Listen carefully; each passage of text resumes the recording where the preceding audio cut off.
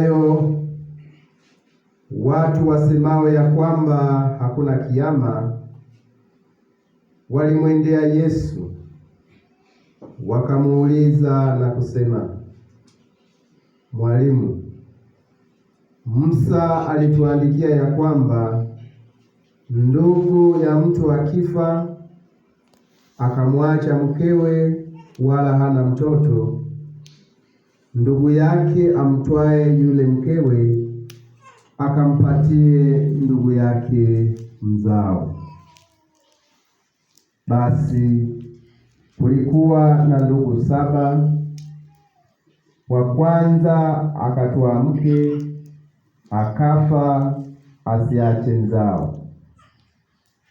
Wa pili naye akamtwaa akafa, wala yeye hakuacha mzao.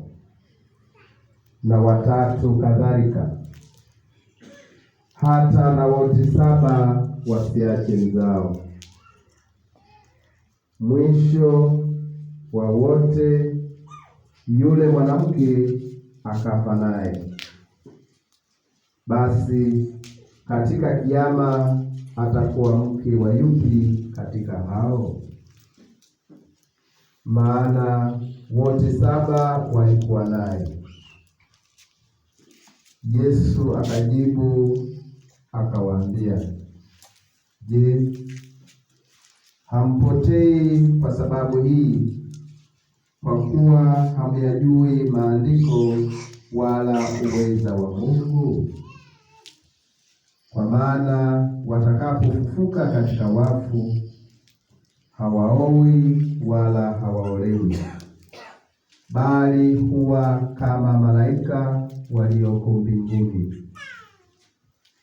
Na kwa habari ya kitabu cha Musa, sura ya kijiti, jinsi Mungu alivyomwambia akisema, mimi ni Mungu wa Ibrahimu na Mungu wa Isaka na Mungu wa Yakobo.